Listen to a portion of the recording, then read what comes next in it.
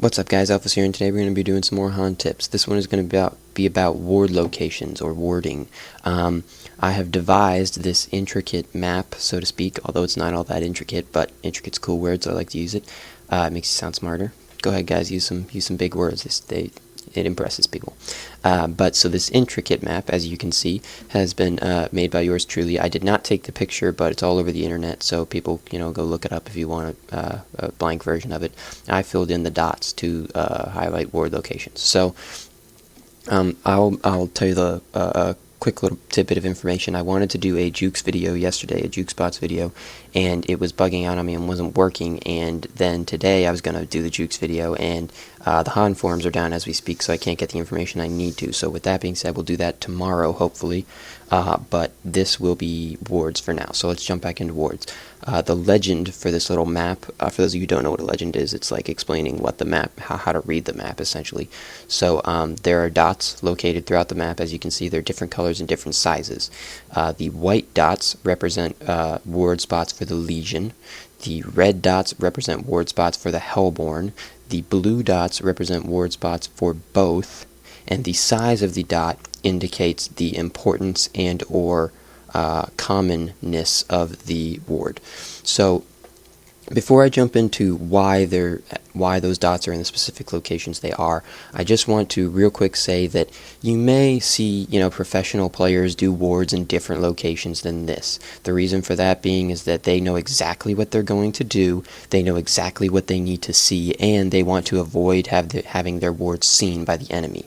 Because in, competent play, when you're playing with real competent players, support players on the enemy team counter ward. They don't want you seeing things, so they will counter ward. And the first places they're going to check are the most common ones, the ones that give the most information and are the most useful.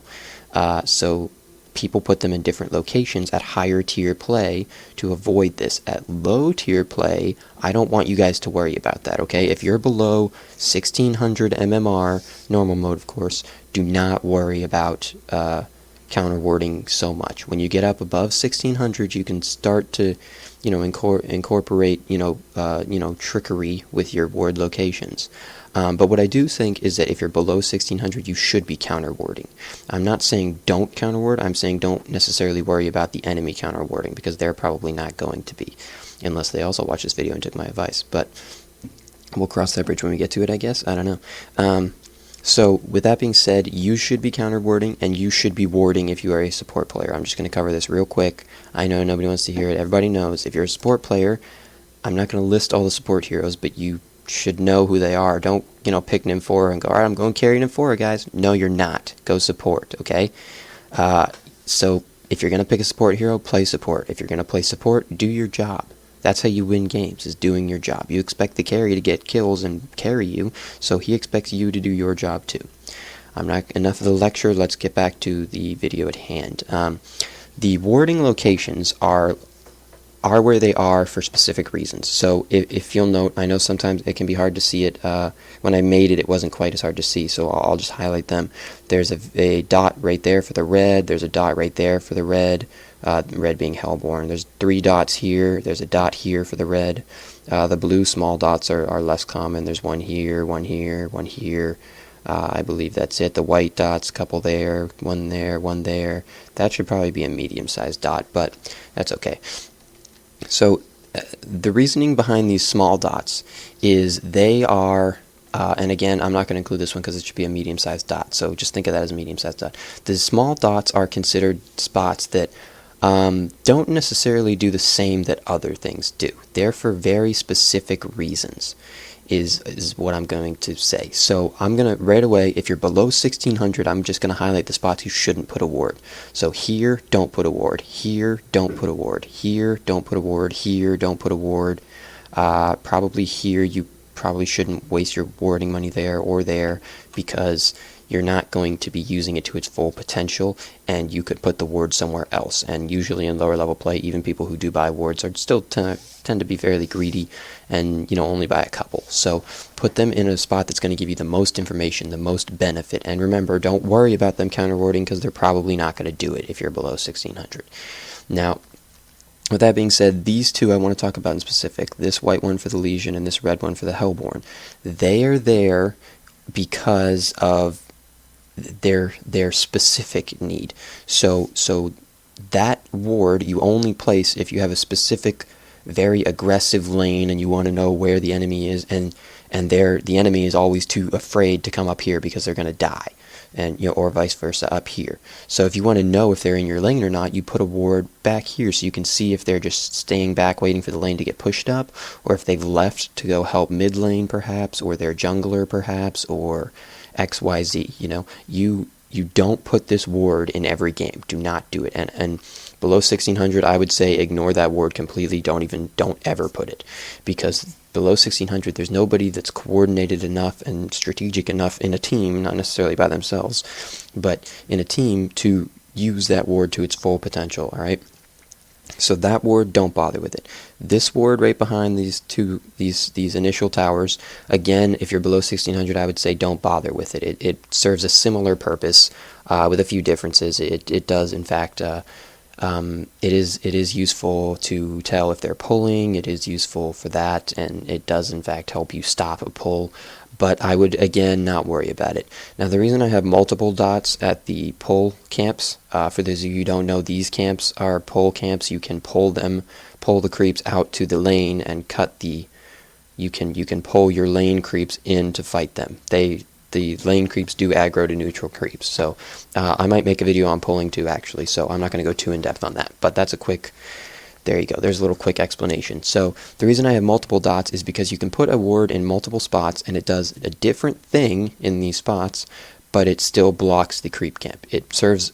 Usually you want if you're going to use a pull creep camp blocking ward, you should, and this goes for pull camps or other camps if you want to, although there's no particular reason to do it for other camps, unless you're really trying to gimp their junglers. So sometimes you'll see people put, a ward here at the yellows, or the oranges to stop junglers from having any effectiveness.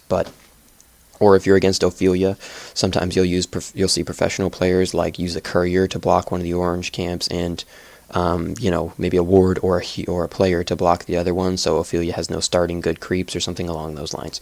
It's not something you should worry about in low tier play, but it can be useful in later play. But anyways, the pull camps have different locations. So these 3 locations for the red camp will all block the pull. And actually, there may or may not be a spot in here you can put it. I'm not entirely sure, but you could cut down a tree and do it if you wanted to. So they serve different secondary objectives, I should say, though. So the ward on the outside of the trees, as you can see, will show you this part. This will help you defend from incoming ganks from mid lane or the jungler potentially, although the jungler could go either this way or this way, so it's not necessarily a guarantee. This one will do the vice versa. Instead of showing you this side, it's going to show you this side. And this ward right here, hidden behind the trees, is just to block the pull camp. It doesn't serve a secondary objective, although I guess technically you could say the secondary objective is avoiding being seen and counter-warded, because even though counter-warding in the below 1600s doesn't really exist, counter-warding pull camps does tend to happen some of the time. Not a lot. Maybe 15%, 20% of the time. I'm not really sure the statistics, but it's not a very high percentage. Either way, though, again, in lower leagues, don't worry about that ward spot. I wouldn't use it. And again, don't use this one, or this. This one you can use later on. I'll get to these ones in a second. These two probably not so useful in lower leagues because they won't... maybe if you have a Devourer on your team, for example, they'll help you see people to hook. But again, you need to use it to its full potential to have it worth taking. Otherwise, don't bother. Now I'm going to go over some of the key ones for either team. They serve the same purpose. However, they shouldn't be placed on both teams. So for example, this red board right here, don't put this here if you're a Legion team, really, unless you're super pushed back. If they've taken this tower and you're back to here and you're defending this part, you can put one here and here to see incoming ganks or teams. But otherwise, there's no real particular reason, and the same applies to this one for the Hellborn. This is a Legion ward that should go here, and the Hellborn should only put it here if they're getting super pushed back and they want to see the enemy teams coming or something along those lines. Or both of those locations can be useful late game for the teams if it's an even game. If it's an even game and they're pushing back and you guys are pushing back and forth, it can be useful. And the same applies to this one, as well as this one, as well as this one, as well as this one.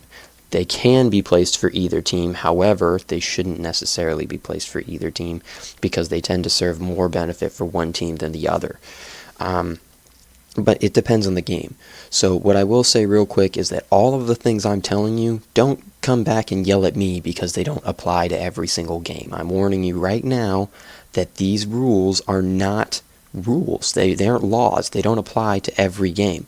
It's game by game. You place wards in certain locations depending on the game, not depending on the rules of HoN. Okay, there are no laws for wards.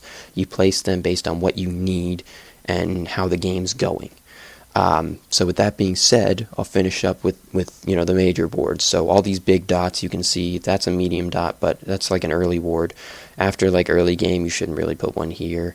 And kind of the same applies to, well, I guess not. So either way though, these big dots, this one, this one, this one, this one, this one, and I probably should have made that a big dot because that's actually a very key location.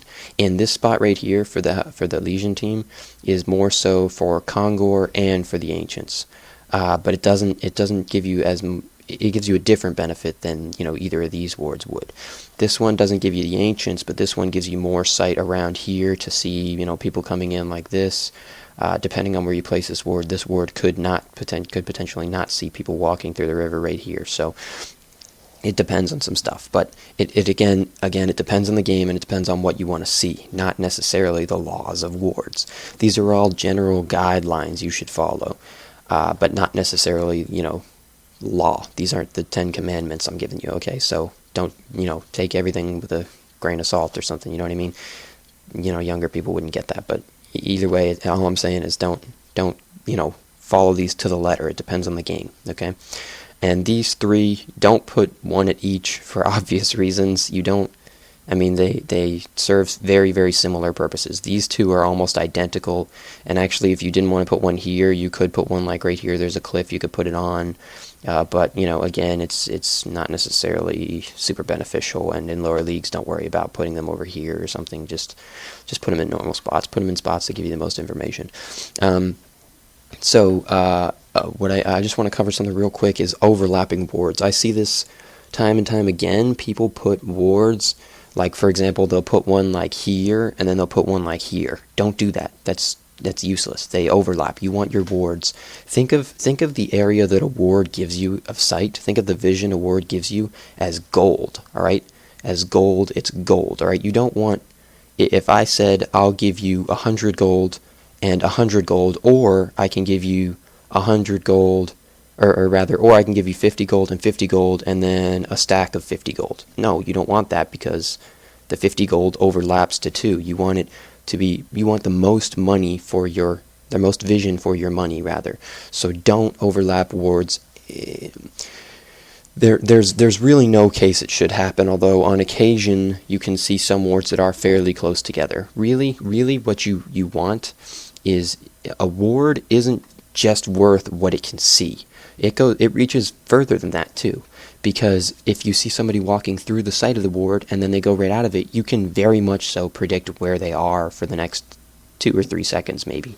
So you don't necessarily need ward site right next to each other either. But with that being said, the only thing I want to cover else is Congor. These 3 wards in particular. And sometimes you'll see people put wards in the Congor pit. In lower leagues, I wouldn't worry about it because they do that for counter warding purposes.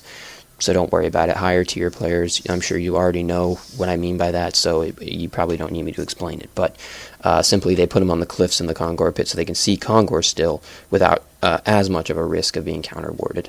They do give you less vision and less benefit, but I guess the benefit is made up for in the lack of ability or the lack of commonness in them being counter-warded. But again, lower tier players, don't worry about it.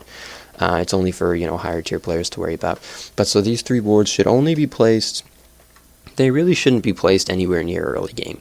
Sometimes in mid game you can place them. It depends on the enemy team you're going up against and how easily they can do Congor and how fed they are and XYZ. It depends on a number of things.